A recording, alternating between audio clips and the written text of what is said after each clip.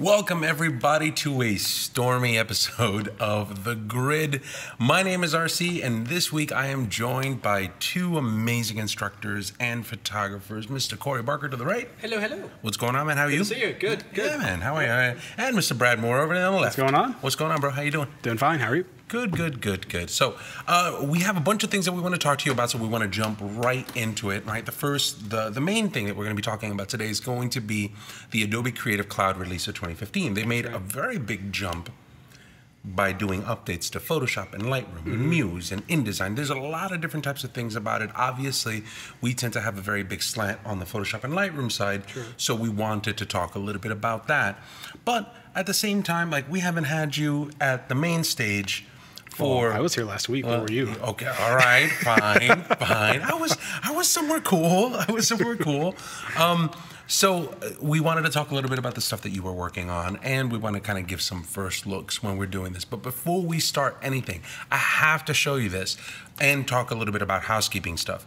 If you are following, make sure that you go to kelbytv.com/thegrid, and over on the grid side there's a chat. There's a chat on the right hand side. If you want to follow us along, make sure that you go there and pop into the chat. It'd be nice to be able to hear from you, and if you have any questions, that's obviously the place where we're going to take a look at all of that stuff as well. So you can always pop out the chat. You can always take a look at a bunch of different things there. So it's a good place for you to kind of check things out. Now, before we start, can I just hijack this to just kind of go for it. Geek out for 2 seconds on something? A couple of weeks ago, we talked about this, and I was talking about it on social media, and I think this is probably going to be one of the next big things in terms of how to be able to interact with your creative apps, you know, Photoshop and Lightroom and Premiere and things like that. So we're talking about a company called Pallet Gear. I didn't think that I was going to do this recently, but as it turns out, in the mail right before, like 30 minutes ago, I got this box. So this is the Pallet Gear Expert Kit. Now, for me to be able to explain why this is going to be important, right? There's the Pallet Gear Expert Kit, right? Now, if you want to go to the website is palletgear.com. So it's a hands-on control for your software. So this is pretty amazing. So let me just show you kind of what it is. Obviously, we haven't even had time to... Yeah, you were literally just taking it out of the box and playing with it as I walked over to the set. I was like, 20 ooh, it minutes came ago. in. Yeah, exactly. I'm like, this is here. It's cool. So let's just take a look at the box real quick. So this is their expert kit, right? So basically what it is it's this brain. So Brad, I'm going to need your hands here real quick. So you have a brain, and that brain that you have there has a USB connection. It looks like it USBs over here and then connects to your computer. Now, from there, what you can do is you can say, all right, well, now that you have the brain connected, you install some software and you say, I want, like, don't take it off yet. Don't unbox it for me. So what you're going to do is you're going to connect it, and you connect it to Photoshop or Lightroom or Premiere, and then basically you say, I've always wanted to work with my exposure slider in a different way, rather than using a mouse, rather than using a bunch of different types of controls. What if you actually use a slider? An actual slider. An actual slider. So you can program this to go, all right, overexpose, underexpose. An actual, like, as a scratch DJ, I just want to just do that. But now you have an actual slider. So now that's what you want to use as part of the mix. All you do now is just go, all right, well, I'm going to take this and magnetically connects to it. So now you have a slider. Oh, wait a minute. I'm looking for clarity, but I don't want to use clarity in a slider. I actually kind of just want to tweak it like a knob. Now you have a knob. This knob spins. Oh, you want to connect it? Connected with a magnet. Look at that. Now, you want to do pick and reject. All right, well, pick and reject, I probably won't do is buttons, right? So, little arcade buttons. Oh, there's pick. All I can think of is Super Nintendo right now. Super Nintendo, right? So now you have that. Oh, you know what? I need another. Let's say I want to be able to control shadows and highlights. Let's say I want to be able to control clarity. Let's say that I want to be able to control highlights. So you can configure this system however you want, and now this is your interface. What I think is cool is that, you know, the brain device right here, of course, you can't tell on camera, that's a screen on there, and it actually will show the icon of whatever application you're working in. So you're not confused as to what dialing set you're working on. You can actually configure it to a different application. It's really So I think that this is actually pretty ingenious when you're working with this stuff, because what I like about it is whenever I'm working in very specific functions. So let's say that I'm using Lightroom, right? And I do 500, 600 images, as you're known to do if you're out doing a shoot, sometimes even more. I don't want to work with a mouse. I don't want to work with another device. I don't want to work with a keyboard. It reminds me of like sitting in front of a Noritsu machine and just kind of running through prints. I want to just be able to have a very tactile experience with it. I want a couple of buttons and a couple of sliders in front of me so that I can just go yes, no, yes, right there. And I want to have that kind of tactile control, and then just push, push, turn, turn, and move next to the one. So the fact that it can do all of this stuff in a very, it's a very unitasked kind of thing. And if you're doing anything like video or audio, these are the controls that you're familiar with. These are the controls that you're very tactile. You have a tactile relationship with. You'd be surprised as to how much you want to sit there and you want to go, you know what, I want a little bit of exposure, just this amount, just there you go, right there. Yeah. Just to be able to just go that much, that much. You know, to me, I feel like the mouse and dragging over into an area and doing that, I feel a little disconnected to it. So for me, I thought that that was kind of neat. So I'm excited to see what they're going to do with this. Now, obviously, just, you know, full disclosure, they sent it to us to check out. I don't know what it's going to perform like. I don't know what it's going to do, but it's something that I literally haven't plugged it in yet. I haven't plugged it in. I haven't done anything else on it, but I thought it was a really, really nice way to do something with a tactile surface with creative software. So I'm really excited about what they're doing. We'll go ahead and we'll play with it some more, and we'll talk a little bit about it as we go forward, and then we'll share that information with you guys and let you guys know what we think of it. But if you want to see more information on that kind of stuff, make sure that you go over to palletgear.com, take a look at all of their kits. I know for me, if this works, I am eyeing that professional kit. I know, right? Like, I have a beeline to the wood or the aluminum? No, the aluminum. The wood. You would want a wood one, wood probably. Finish one. Like a wood finish? No? I just think this would be sleek. And you know what? And you can configure it for Lightroom, can configure it different for Photoshop. This is the one that we have here right now. Right, the expert kit. That's the one that we're going to be playing around with a little bit. And you think about it, like, how much do you pay for if you wanted an external nice keyboard or something, or you know, whatever, like, if this is something you're going to be using to do work with, you know, $119 for a starter kit, that's really not that bad if that's going to save you time while you're working. Dude, I've been looking at, like, one of my favorite keyboards is a keyboard called a DAS keyboard, D-A-S keyboard. They're like... Oh, like the German DAS. DAS, a DAS keyboard. Beautifully designed. Click keyboards there. Look, I spent a lot of time. I'm talking like 8 to 10 to 12 hours a day typing and working and doing stuff. Those are the keyboards that I think are really cool. I might get a chance to play with one of those at one point. But it's a different surface. It's a different interface. I don't want to take any more time. I thought it was really cool, and I thought it was, you guys would want to take a look at it. Make sure that you go to palletgear.com. Thanks to Pallet Gear for sending it so that we can take a look at it. We appreciate that. Now, I want to hear about this New York trip. Yes.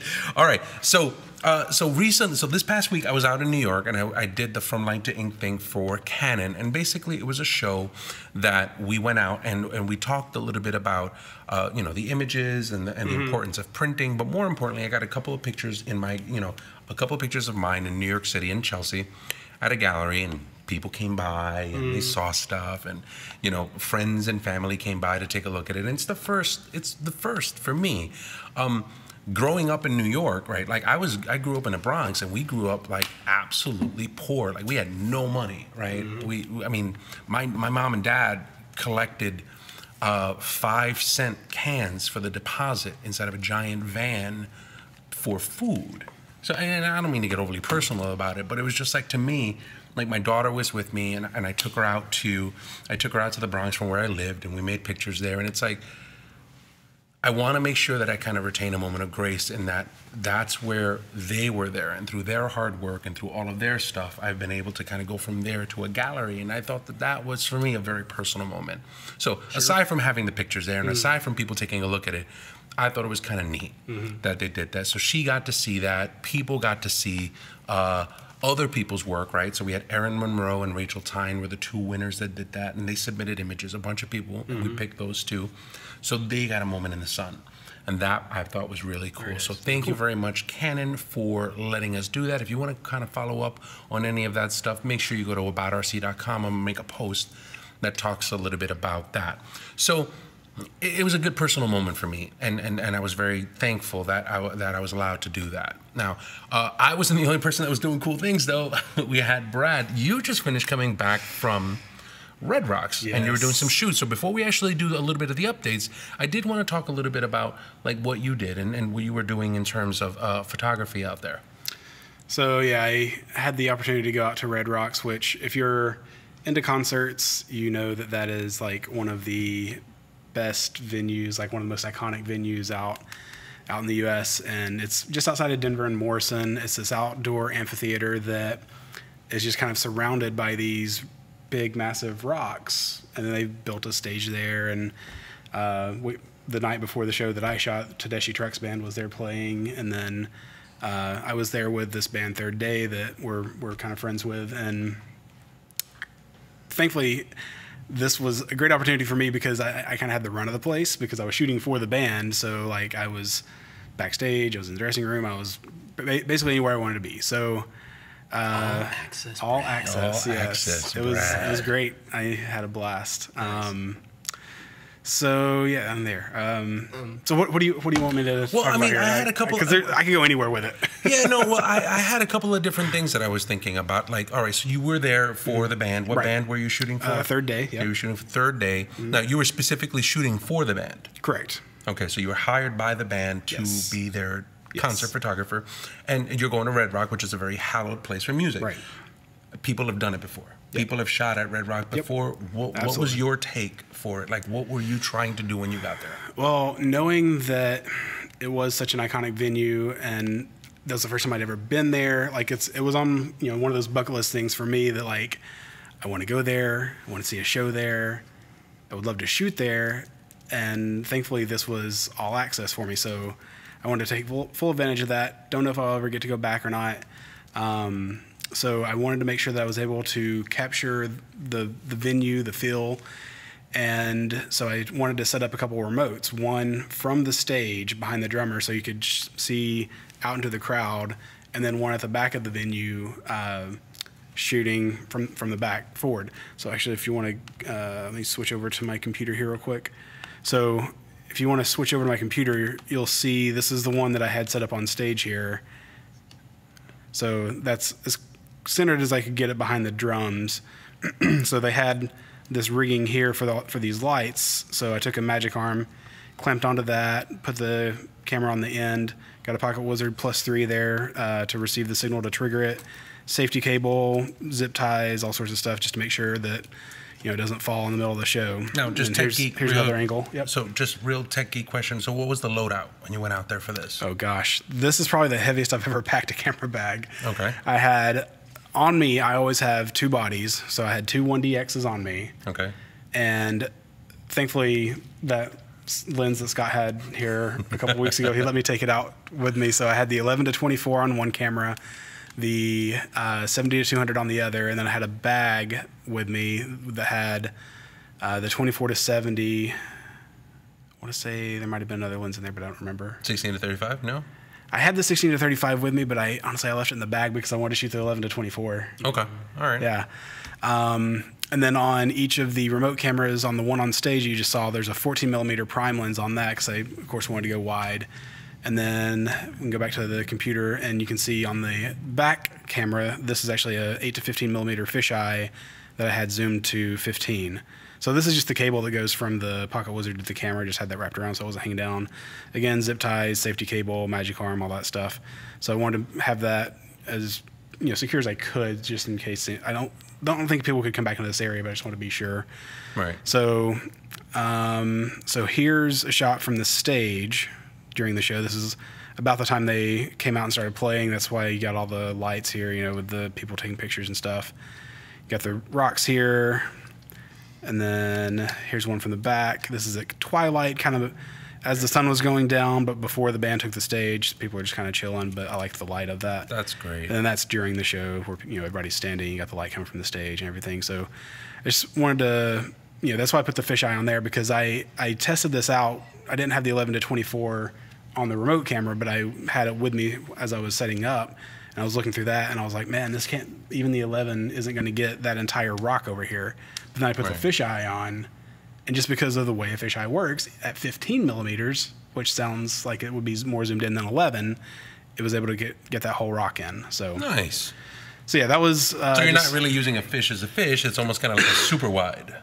Well, yeah, I mean it's a fish because it's a fish. It's fish. But yeah, it was more just because I wanted to get that all in there. So yeah, you got some distortion in the crowd and stuff, but that's okay. I like it. You got you got the moon. That's awesome. That's really, really good. And I just kind of wanted to show that, because a lot of the times when you guys are taking a look at this, it's not just about, well, we're out doing these kinds of locations. Just to kind of give you kind of like a real world feel report. And I think that you do a really good job of spending 1 foot inside of the business that we do here, but then at the same time still being a rock photographer and still going out and working these kinds of things. Rock photographer. See what I did there? Nice. That's funny. So so that was very cool. Now, one of the lessons that I learned. That's what I was going to say. I was going to say, so everything went out without a hitch? Good? So the camera in the back with the fisheye, it fired, but what I realized, I was down closer to the stage most of the time, so I didn't have a pocket wizard on either of the cameras I was shooting. I had it basically in my shirt pocket or in my hand, firing as I would see the light come up on the crowd, because most of the time during the show there's not a lot of light on the crowd, so there's no point in really shooting in the crowd. Right. But once the light comes up, so anyway, so I'm down at the stage shooting most of the time, and when I set the back camera up, I'd already set up the one on stage. So I had somebody on stage listening to see if the camera on stage was firing while I was at the back of the venue, and it was. Then the show started. All those people were there, their cell phones.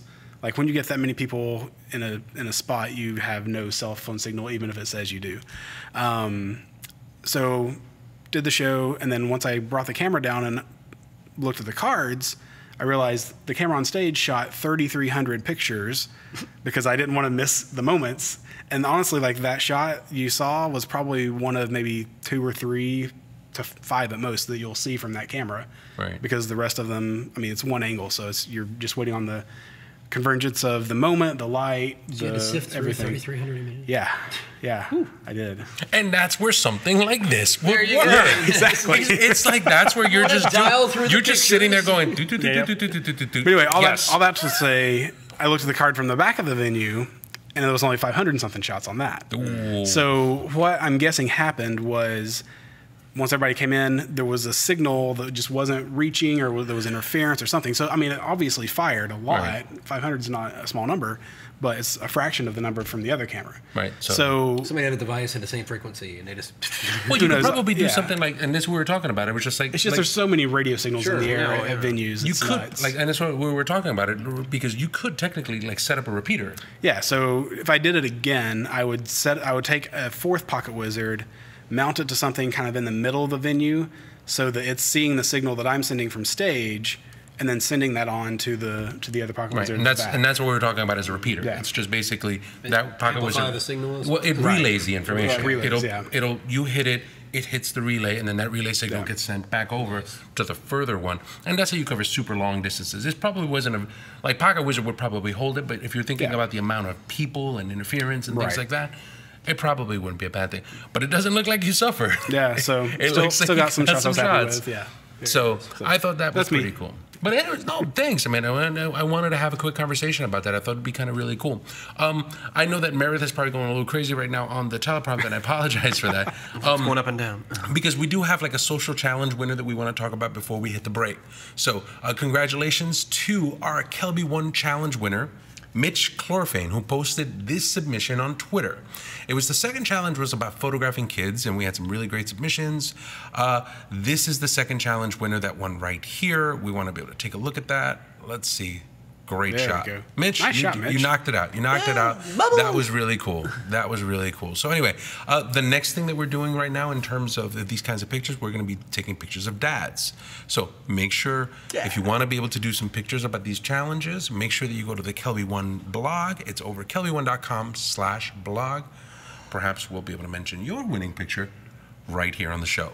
So that talks about that talks about me, that talks about the social challenge. Why don't we do this? Let's go ahead and take a quick break. When we come back, we'll talk a little bit about the Creative Cloud release, some of the features that we're really excited about, and then a couple of things that you should consider when you're doing that upgrade. Stick around, we'll be right back here on The Grid. There's a really big Lightroom conference coming to Las Vegas, and if you're into Lightroom, you've got to be there. During this 3-day training event, you'll have unlimited access to the world's top instructors in Lightroom. You'll learn from trainers like Scott Kelby, the world's #1 best-selling book author on Lightroom, plus Adobe's expert team of instructors like Terry White, Julianne Cost, Brian Hughes, as well as other top instructors in Lightroom training. They'll teach you step-by-step how to take control of your digital photography workflow. If you want to take your Lightroom skills to the next level, you've got to be there.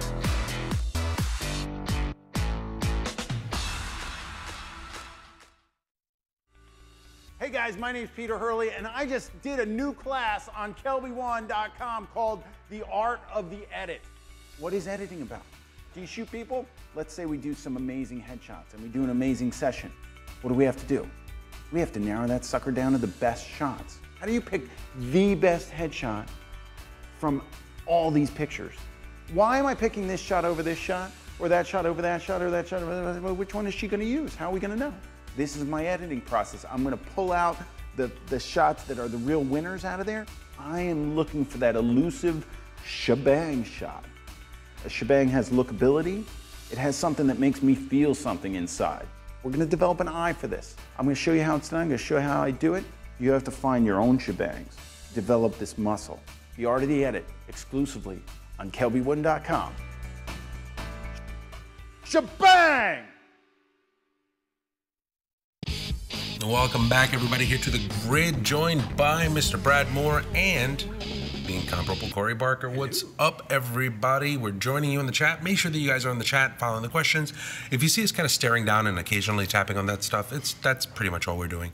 All we're doing is that. And Corey Barker, if you want to be able to follow him, just make sure you go to CoreySBarker.com. Now, the reason that I have Corey Barker on here, and we also have Pete Collins. Pete Collins is working on some stuff, and Scott's not here. He's away. Let's just say he's away. We hope that whatever he's doing, he's doing. He's not here. But he'll be here at some point in the future. Not today. But Corey was here because we wanted to do some representation for Photoshop. And Adobe made a really, really big release with the CC Creative Cloud release for 2015. Mm-hmm. So if you are a user of any of the creative apps, you go over to your Creative Cloud app and you would see that there's a whole bunch of different things that were updated. Like 12 different programs that were updated. And Pete and Corey sat down and did two things. Pete totally knocked it out when he was working on our Learning Center. So if you want to follow some of these things, you can just go to KelbyOne.com/CC2015 and you can get to the KelbyOne Learning Center where he talks about some of these features. But you also went in and you made a class talking about the new features that you saw inside of Photoshop. Correct, yeah. So it's a slightly more expanded course for KelbyOne members where I get a little bit more in depth with a lot of the new features. And it is largely a designer's upgrade this time around. Okay. There's quite a few features for photographers that a lot of photographers I think will find interesting, but there's a lot of things in here that are put in for the design. I think a lot of designers are going to be like, wow, finally, we have that. Right. I mean, that was my reaction to a handful of these things in Photoshop. And it's like, oh, good, finally, we have that. So I'm really excited about what they've added in there. And I'll just go ahead and start off and show. Yeah, that's what I was going to say. I'm like, are there, what kinds of things are exciting you when you're working? Some of the major things, like one of the big things right off the bat is the ability to create artboards. Now, if you use Illustrator or InDesign, you know what artboards are. You can actually create multiple projects within a single document. Well, this was something you weren't able to do in Photoshop until now. So here I've got a document created. Now, I'll just show you when you go to create a new file, you can actually go into your document type and then you have here for artboards. Now you can create custom artboards, or you can go in here and create an artboard for a specific type of device or web, iOS or anything like that. So it's really, really cool. And I'm just gonna go ahead and create, let's just say I'm gonna create something for an iPad Retina. And that's what I've already got set up here. So when you see it, it looks like a regular document in Photoshop, but you can see it's got like an outer artboard area and then the inner active artboard area.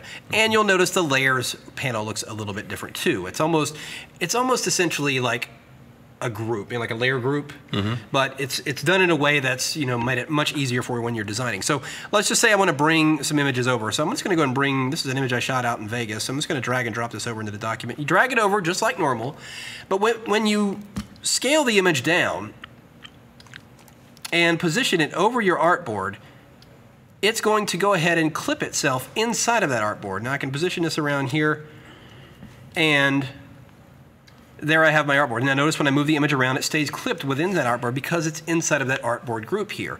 But let's say I want to create another one. So I'm going to go over here. If you click and hold on the Move tool, now you have another tool that's grouped with the Move tool now, and that is the Artboard tool. So you can just go up in here, position this around here, and there's an echo. And up here in the options bar, you get that same menu of preset sizes, or you can create a custom size. So let's just say I'm doing this for an iPad Retina, but now I want to generate a screen for an iPad 6. And I'll just go ahead and, not that, iPad 6. So I'm just going to hit this plus symbol here and just tap once, and there's my screen formatted for the iPhone 6. And I can just drag and drop images right in there. In fact, I'll just go ahead and grab another one, and we'll just drag and move this over. And now it's clipped right inside of there. So now I have two different projects within a single document. So whether it's multiple web pages and you want to see a full spread of your web pages in a single Photoshop document, you have that ability now, and you can do it with individual artboards. Now notice it automatically tags a name on the top of the artboard, but you can go in here in the Layers panel and just highlight that and just go ahead and rename it. We'll just call this iPhone 6 Plus. It's my spelling. And there you can see it, it goes ahead and tags it in there. So you have the ability now to create those multiple documents in there. Now, one thing that you can do also is, I don't have a device yet to show it right now, but they have a feature now called Device Preview. And what it does is it allows you to preview these devices live right on your device. So if you go to the window menu and go down here and choose Device Preview, and you can connect your device, whether it's a tablet or an iPhone or an Android, you can connect it over a Wi-Fi network, or USB connect it directly to your system. But once you do that, it will show each artboard as a screen. So if I have a 2 or 3 page artboard document here, it'll show up on my screen, and I can actually swipe the document or swipe the device and go to the next artboard. And it's live. So if I go in and make a change on my artwork in my artboards, it'll update it automatically on your device. So if you're in fact, I actually said this in my course, said I haven't really done much design for mobile devices, but I'm going to now, because it's that much easier, because you can actually see what you're going to get, and you can see it formatted right there in front of you. So that is a huge addition, not just for designers in general, but for those that are designing for mobile devices, which obviously is becoming more prevalent these days. Right. Yeah, and you know what? Like, one of the things that I like about it is like, if you're thinking about from a design standpoint, like, you don't want to necessarily close or tab and move over to different documents to be able to take a look at different experiences. And it was always really kind of hard for you to kind of simulate the size in your head when you were working with a canvas size relative to something that you were working with. So if you're trying to do some sort of like identity design, or you're trying to keep some sort of consistent feel, it made it really good. I was a big fan of doing that in Illustrator, where you can use 2 different document artboards and then go, all right, well, maybe I want this to kind of spill over into this one section, and I want to be able to kind of keep a visual, an identity going across different types of pieces of collateral, 6x9 and 8x11, fold out, whatever. So to be able to do that all inside of one document, I think is very powerful. And the fact that they've added presets to be able to do that make it even further. So I think that part is really cool. So design, great, wonderful.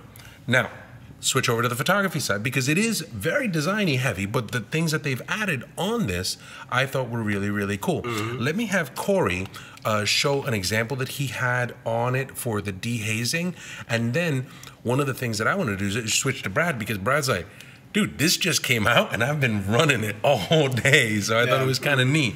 So talk to us a little bit about the dehaze size. So dehaze is actually a feature. I was at Adobe Max a couple years ago, and they had the sneak peek session where they introduced new technology that they're working on. It may or may not, show up in a later version of the software, but this one actually did, and it was a big hit at the sneak peek session, and now it's finally in these applications. Now, dehaze is really what the name says, is that you can take an image and remove basically the atmospheric perspective or the hazing in an image for more clarity.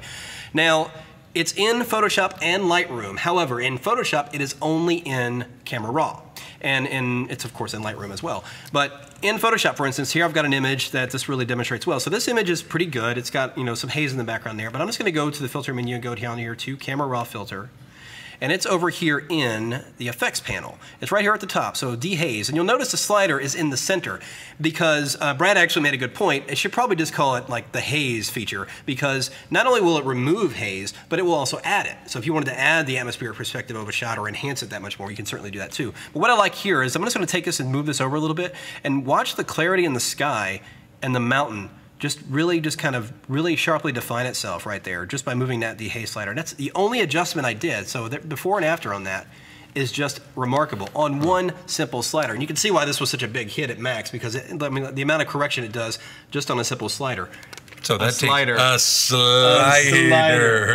So, as you break it. As I break it.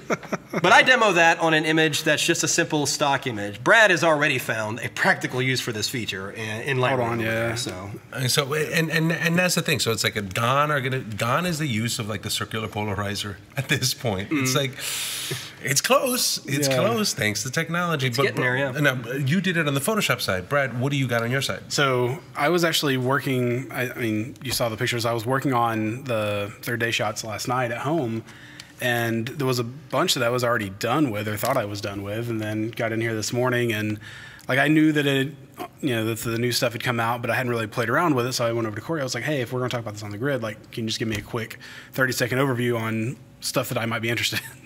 So he did, and I was like, ooh, dehaze, that sounds good. So if you switch back to my computer now, like this is a picture that I was done editing. This is just the guys hanging out in the dressing room, which is cool because look at the rock is just right there. So this is you're gonna see a very minimal difference here, but still every little bit helps. And so I went and did the dehaze slider at 25, and then went and brightened it back up, and you can see. It just looks a little better. It adds a little bit more pop. Yeah, there's just something about it. It makes it a little punchier. And it's the interior light is all that is. Right. And then here's this is the tunnel. This is the tunnel that goes from backstage to the front of house soundboard in the middle of the venue. So I don't lie. This is you on a set of Goonies. Yeah. So this is Truffle like shuffle. all of the artists that come through there sign. So they're signing up here. So I was done editing this, and then again told me about the dehaze. So I came back to it and went, okay, well, what if I added some dehaze? Well, yeah, that's a little too much. So I pull it back. So you see there, going from that to that, you get a little more contrast and stuff. But Mac's face here was a little dark, so I went in, brightened it up a little, and then just got rid of that little bit there from where. So it went from this to this. Just has a little more contrast, a little more pop to it. And I couldn't get that from just the contrast slider. Right. So that's pretty cool, man. So those were two kind of off-stage moments. Here's on stage. Again, Where's David? David is back here. So I was done editing this. I was like, okay, it's kind of a cool, like, silhouette-y type look. But then I went in, -8. I added haze. Instead of dehazing, I added haze. That's a very minor move. -8. It's a big difference, of course. And then added some contrast back in and went from that to that with just a very minor slider move. Very nice. So going. I was a fan of that. In the other direction, yeah. So a couple of different things that happen here real quick before you go any further. So Miles Irwin says, just a little jealous that you got to hang out with Third Day. Awesome. Somebody else said ditto on that. So we met as you introduced me to David Carr. Yeah. So David is the drummer for Third Day. A few years ago, David started getting into photography and started reading books, watching videos, found Kelby, and then through that found me. I think he got one of Scott's books that I had a picture in or something, and saw that I was a concert photographer. So he looked to see if I had maybe shot them before, and I had.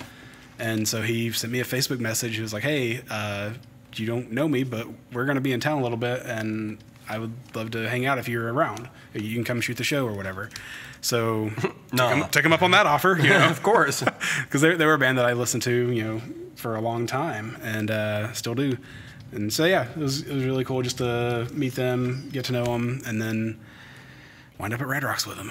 Yeah, they're great guys. All of them are. Yeah. So I've only met David Carr, and he's just a really, really cool cat. So it's one of those things, and he's into photography, so we can talk about that. I'm like, yeah. So we're gonna talk about lenses and this and the other, and then all of a sudden you walk by and somebody's like, "You're from Third Day," and I'm like, I know him just from lenses. I just know him from camera thing. So he's a cool guy. It's a cool group. They put on a heck of a show. Yeah, heck of a show, dude. All right. So anyway, so I apologize. One last shot here. Please go ahead.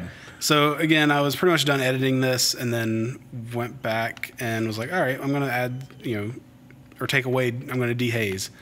So just going that.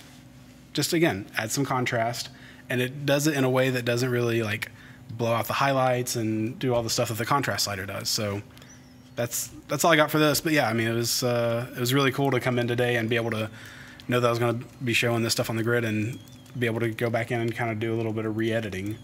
So yeah, cool, very nice, very, very cool. Okay, so let's take a look at something else. I'm going to jump real quick. Corey, what are you working on right now?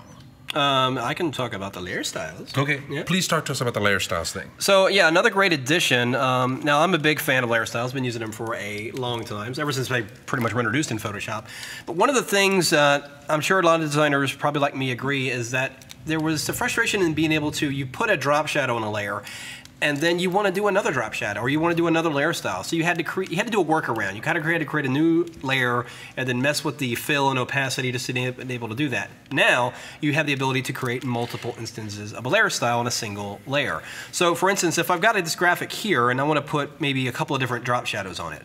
So I'm going to go into my layer styles, and you'll notice the layer style panel looks a little bit different. Now, not every layer style allows you to create multiple instances. It's really only the ones that have a plus symbol here next to them. So you got stroke and inner shadow and color overlay, gradient overlay, and drop shadow. So I'm going to go ahead and activate drop shadow here, and it functions just like it did before. You can manually move the shadow around. And my panel. All right, there we go. So I'm going to set my distance here, and let's just say I've got all that and everything's good to go. Now, I'm going to create another shadow. So you just hit the plus symbol here and it creates another instance of it. And I'll just kind of move it over to the side and have it a little bit further away. I can even change the color. So I can have multiple instances of this, and you can rearrange the order. Now, when you rearrange the order of your layer styles, you can't move them all over the place. You can't take this drop shadow and move it above inner shadow. You can only rearrange them within their own group. So I can take this shadow and just nudge it above the other one, so that now that shadow is on top of that one. So now you can do multiple strokes. I can do multiple strokes. Yes, exactly. That's probably stroke it to the left, stroke it to the right. Yeah. Sorry. That was the best little look that Corey's ever given. It was just like, you really went there. Sorry, dude. Good job. Yeah, so the strokes that's probably one of the bigger features I'm liking about this. So for instance, if I add a darker stroke on the outside of this object here, and I'll create another instance of this, and let's put it above because I'm going to show you. Let's make this white, and then let's make that stroke a little bit smaller.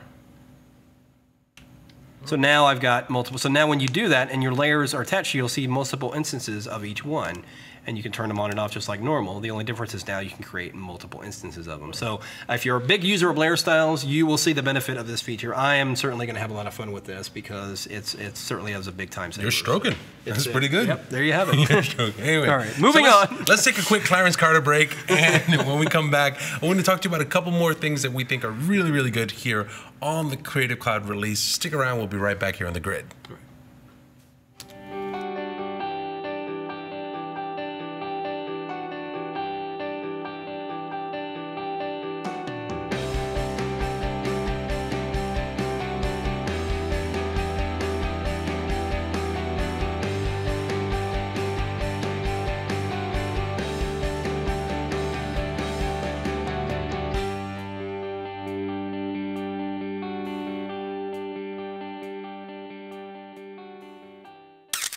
Hi, I'm Joel Grimes. I want to invite you to my class on becoming a marketing genius. We're going to talk about things like the truth about marketing, overcoming the fear of rejection, and keeping up with the trends, and a whole lot more. So join me on my class here at KelbyOne.com.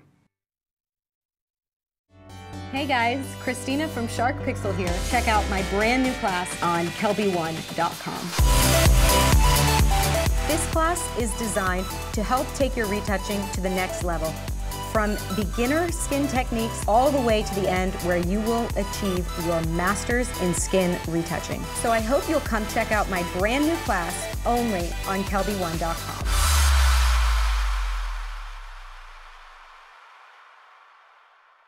Said Clarence Carter, Clarence Carter, Clarence Carter. Oh, sorry. Little throwback there. Nice. Sorry for that, guys. Welcome back, everybody, to the Grid RC here. I am in a little bit of a punchy mood with Mr. Brad Moore, who's never shot the strokes. No, I have not shot the strokes. Figured we keep it going. You had that was a good one. Sure. And the inimitable Corey Barker. Hello. Hello, hello. So we talked about a couple things. And can I just take a quick one on the Photoshop side, right? Sure. So obviously you've done a bunch of different things, but I kind of wanted to, I want to do a couple of different things here. I'll take that, and I'm going to switch over here real quick to this one side here so you guys can see most of this. And I'll go inside of Photoshop, and I'm just going to click on File, Open, and just a sample thing. I thought this was kind of neat that they added it, so why not work with it, right? So here's one picture. I'm going to click on this one, and I'm just going to open it up. Now, if you go over to the filter, and under filter, you go into Blur Gallery. Now, let's just say that we want to do something like this and we want to do an iris blur, right? So Blur Gallery I think is pretty cool. This is something that you want to do if you want to replicate any kind of depth of field things. But probably one of the biggest problems that you have when you're working with these types of things is that I felt like you lost a little bit of texture and detail when you're working with this. So here you have a control that's doing some, it's doing some blurs, and you can go ahead and you can kind of set this up. But the newest addition that you have for this is the ability to add noise to this. So now, not only do you have, you can do the actual blur effects, but you also have a section here where you can add uniform grain, Gaussian, basically uniform grain, Gaussian blur, or just overall grain. And now as you increase this, you're actually adding a little bit of noise and grain into this one section. I think it could offer a little bit of realism when you're working with with your images. And sometimes I think where it could also be really good is that as you blur stuff when you're working with colors, sometimes those blurs create a little bit of banding when you're printing. Right, you'll see sometimes like these gradations of color, and because the gradations are so smooth from one point to another, you'll notice that it turns into almost kind of like these strips across. You'll see it in skies a lot, where you'll see just strips, and then those strips are just bands, and they print almost as bands. And the best way to be able to get rid of any kind of banding like that is just to hit it with just a tiny bit of noise. If you just sprinkle a little bit of disruption into that, all of a sudden those bands will go away. It's a little bit of a quick Photoshop tip that you can do for that. Now, he turns over and we look over there, case in point, we look over there, and he's like, you can't see it, it's banding off screen, but there's one of the things that hang down. And you're like, wow, you know what would work with that? A little noise, just a sprinkle of noise, and banding would be taken care of. Now, Brad, is this also available on the Lightroom side? I believe sure it is. that it is. So like if you come over here, right, if we take a look at this, and we're going to go into, let's say, pick up a picture and go into, let's say, the radial blur, right? Okay. So, and we'll go ahead and we'll switch you. Yeah. He's like, yeah, I got this. Yeah. So from here, if you go down to all the to effects, right? So you have, that's where you would have the dehaze. So we talked a little bit about that. So let's just go ahead and just use one of your radials, right? So click on that. Okay. And now, as you click on that, now you have noise. See? Noise, yep. So you can blur, you can add a little bit of noise to that. So I think that there's a bunch of different things that you can do for that. Bring the noise. Yep. Bring the noise. Whoa. Now, so just wanted to be able to point that kind of stuff out. Now, Corey, talk to us a little bit about the entire concept of libraries. So the libraries is not a new feature in Photoshop. It's actually been in there for a little while, but they did something that really is going to help with your workflow, especially if you're working on a team of designers and such like that. Because when you drag an object out of your libraries panel, now the libraries panel, in case you don't know, is located under the window menu. Let's go ahead and open it up right here. And what it does is it accesses a Creative Cloud-based folder where you can keep your graphics, like graphics you use over and over, logos and such like that, and you can access them from anywhere because they're on the cloud. Now, when you would bring something over into a document out of your libraries folder, it would bring it over as whatever document it was. If it was a layered Photoshop file, it would bring over the layers into your document, and you would see the layers and everything show up. Now, when you bring it over, it's bringing it over as what they're calling is a Creative Cloud Smart Object. So in my libraries folder here, I've got some social icons here. So let's just say I wanted to add this to my document. So I'm just going to drag this on over and scale it and just press enter to commit the placement there. Now you'll notice over here in the layers panel, it looks like a regular layer. However, it's got this little Creative Cloud icon here indicating that this is a cloud linked object. Now, let's say you're the lead designer on a project and you want to make sure that you're maintaining control of all the assets your designers are using. Now, you go in there and you make a change to an aspect, a certain part of your design or something like that. So let's say I'm going to do that. But actually, I'm actually going to do something else first. I'm actually going to bring this logo into another document as well, because I want to be able to show you what's going to happen when you save it. So I'm going to close this document. I'm just going to save this as a layered file to my desktop here and go ahead and close that. Now, let's say I'm the lead designer. I'm going to go in here and there's a change that needs to be made on this particular graphic. Well, when I'm in my libraries panel, I can just simply double click on that object and it's going to open up the original file. And let's just say I'm going to turn the text off and we'll just use the little icon graphic here as the main graphic element. So I'm going to close that and save the changes. Now, any open documents I have that are using those linked cloud smart objects are going to automatically update. As you saw right there, it automatically updated that graphic. However, let's say you're the same designer, you've got a closed document, or another designer on your team goes and opens up one of their designs, like for instance this one right here, and they're going to see their graphic as they left it. However, notice in the layers there's this little caution icon now that's kind of hovering over that graphic. And if I go and open up Properties panel, right here you see it says social icons, this little caution icons lets you know that there has been a change to this graphic element.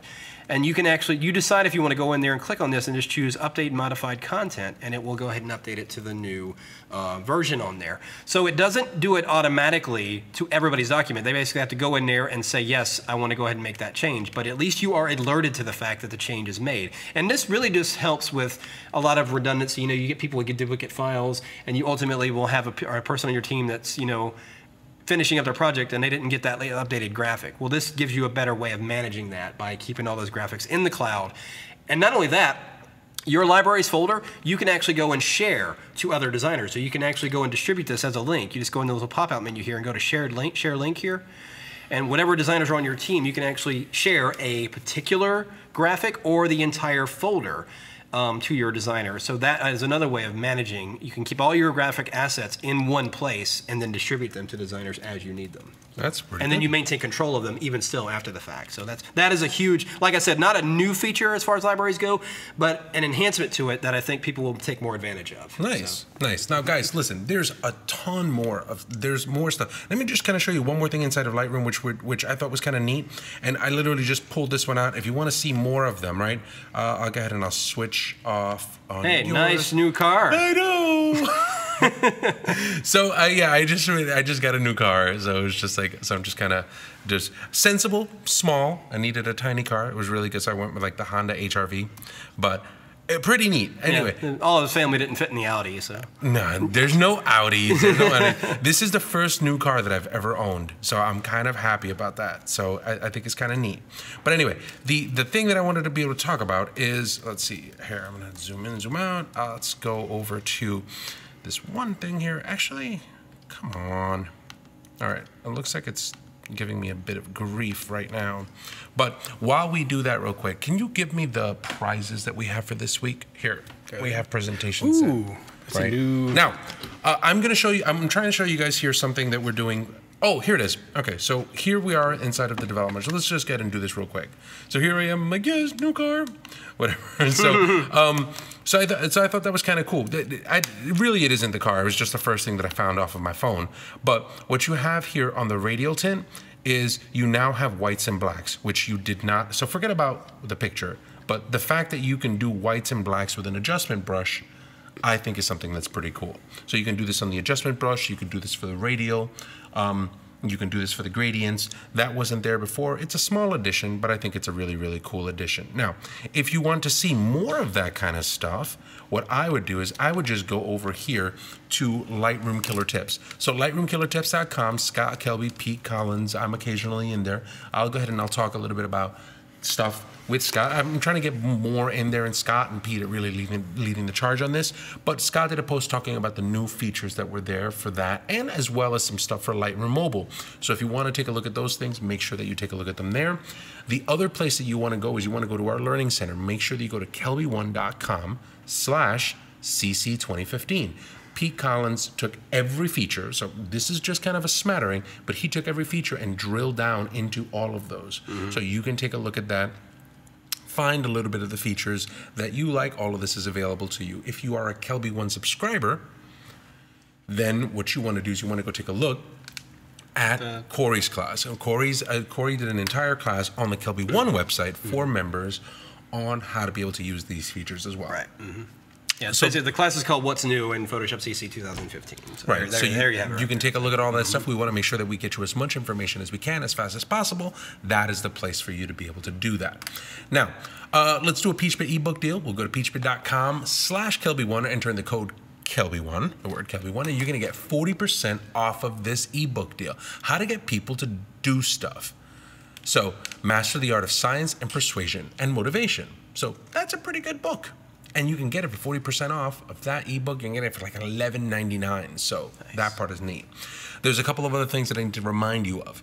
This Friday, if you haven't done so, we're going to have a Photoshop World preview. So we're really excited about Photoshop World happening right now.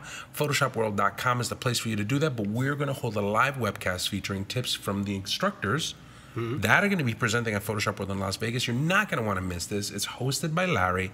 I'll be there. Corey, you'll be there. You'll be there-ish in spirit. I don't think I'm on it, but I'll be on set. You'll be on set helping. So we have Scott. We have Pete. We have Peter Hurley. Julianne Koss has a tip. Terry White has some stuff. If you want to take a look at all of that stuff, the best place for you to go is to go to KelbyOne.com/PSW and the number 2. Register for the event, and you can come and take a look at it. You can get some tips, you can get some ideas, and mostly you can get yourself inspired to go into Photoshop World. Because we're really just going to talk about how much we love Photoshop World and why you would love it too. Yeah, I mean, we're going to give you some tips, but it's like we want you to go. Guess what? We want you to come and meet with us and hang out with us. It's a great conference. It's a lot of fun. I'm sure all three of us lost count how many times we've been, and yet we're still not tired of it. We look forward to it every single year. I mean, we're just watching the clock. So. Yeah, and it's a good time. You know what? Not only in the Photoshop side of it, but just on everything else, from networking, community, and the amount of people that go there. It's my favorite show. Sure. I'm trying to do the math on how many. I think this might be 15 for me. Yeah. Yeah. I lost track after 20 because I mean, I tell everybody, I was an attendee of like 7 or 8 of them before I was even working here, and yet I've been to every one since then. And I still, you'd think you'd be like, oh, I'm so sick of it, but like, no, I'm not. It's still a fucking. I think my second one was as an attendee-ish was the first time both of you taught in Vegas. Oh wow. Oh, wow. Yeah, that's how long ago it was. We're old. Man. We're old, Corey Parker. Veterans. We're old. Yeah. So, and now, so we've talked a couple of new classes that are doing that. So, Corey, obviously your class is new to the KelbyOne thing. So, if you're a KelbyOne member, make sure that you take a look at that as well. However, there's another class that we want you to take a look at, which I personally was just such a fan of. So, it's the next episode of Trailblazers, Powerful Women in Photography, featuring Sharon Farmer. Nice. Now, Sharon Farmer's interest in pursuing photography was sparked by a visit to a darkroom when she was in college. That would lead her down a path of becoming a photographer for the White House in 1993, where she actually and eventually became the director of White House photography in 1999, and the first African-American woman to fill that role. First African-American and the first woman to do that. So you can preview those classes at KelbyOne. Now, I just got to tell you, like, we had Sharon here and she was talking, and it was literally one person in the control room. Then it was 2 people in the control room. And they're like, wow, they're listening to a little bit of the interview. And it's just that kind of just wisdom. You're just sitting next to somebody just listening to wisdom, and you see 1 person, then 2 people, then 3 people. Then you could not fit enough people into the control room. Everybody's watching it and they're just like, this lady is just amazing. I mean, given the job alone, you know that she's gonna have some interesting stories. Sure. I mean, the White House, really. Yeah. I mean, Yeah, she tells stories that are just like very flippant. She's like, oh, so there, blah, blah, blah, blah, blah, Bill Clinton, blah, blah, blah. And I'm like, yeah. Are you kidding me? It's amazing. It was really, really cool, and you could not ask for a nicer lady. So you have to go take a look at that. Immediately go take a look at that thing. You're going to be very, very inspired. So that's pretty much it. I want to leave you with one more thing before we go with all of this. So when you do this and you install these programs, there might be something you'll run into a problem with it. Let me just go ahead and cancel out of some of this stuff. We'll go ahead and we'll close this.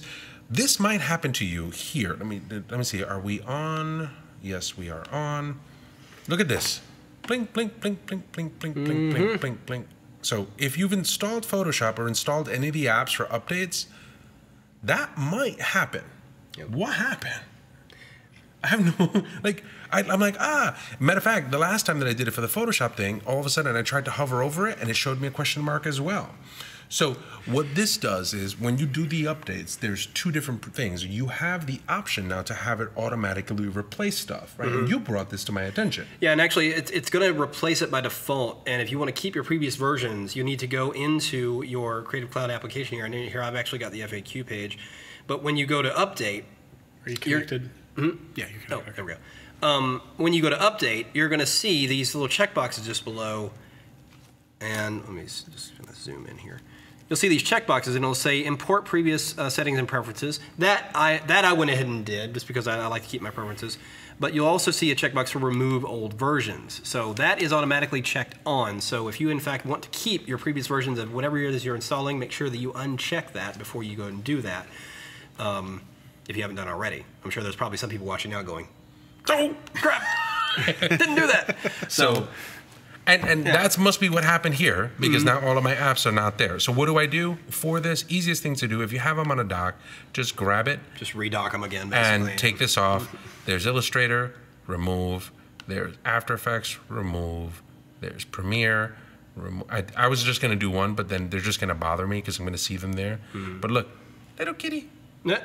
So, all right. So anyway, so you go there from Go, and then just from there go to Applications, and inside of there you'll see all of your new applications. And you just grab that one, dock it right back into it, and Bob's your uncle. So you're all set for most of that stuff. Now, the last thing, okay, last thing that I want to point out, just a little personal note. Guys, we love that you guys are watching. We love that you guys participate in the chat. We love the community that comes out to be able to do this. And we posted that, that we were going to go on the grid and we were going to do some stuff. And one of our faithful followers, a guy named John Mayfield, said, I wish I could catch it. I'm going to go visit Dad in the hospital and then take care of my mom. Rough week. Have a good one. And I was like, you know what, man? John, thank you so much for watching. Thank you so much for being loyal to us on that and responding. But more importantly, we want to let you know that we're thinking about you. We're thinking about your mom. We're thinking about your dad. We hope everything goes okay. So while we're that just positive thoughts your way, let's do the contest. If you want to do the contest, where do you go? You go to KelbyOne.com/contest. Right. Put in your name, put in your email address, put in a website. Brad, what are they going to win? Again, I'm sorry.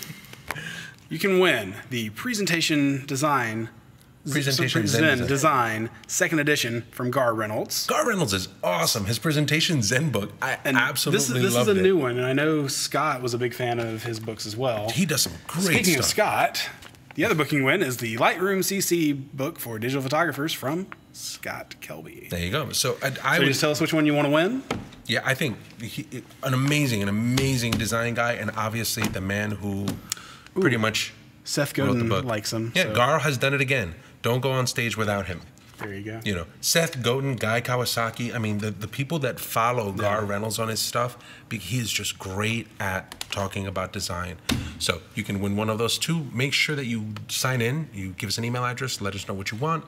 And we've been more than happy to pick one of you guys to win this stuff. Yep. Now, Brad, if people want to see more of the pictures that you put in on Red Rocks and more of your other kinds of photography, where do they go? They can't see any of those yet, but once I publish them, well, because I got to give them to the band first. You can wait. You got a special preview. My website is bemorevisuals.com. If you don't know how to spell that, go to bradtakespictures.com or bradsbeard.com. Brad's beard. I was going to make a beard reference. I tried not to. I was pretty good about it. And I'm Be More Visuals on... Sorry. I'm Be More Visuals on Twitter and Instagram.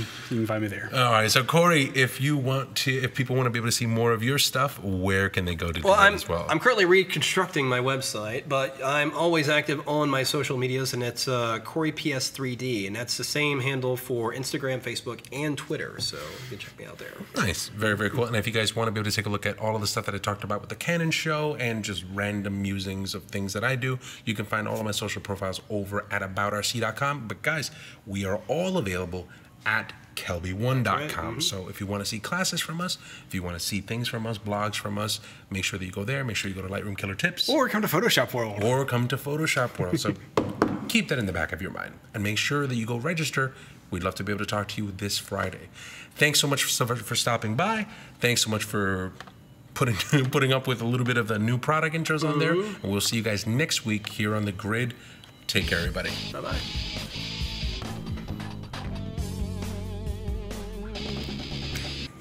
Still going.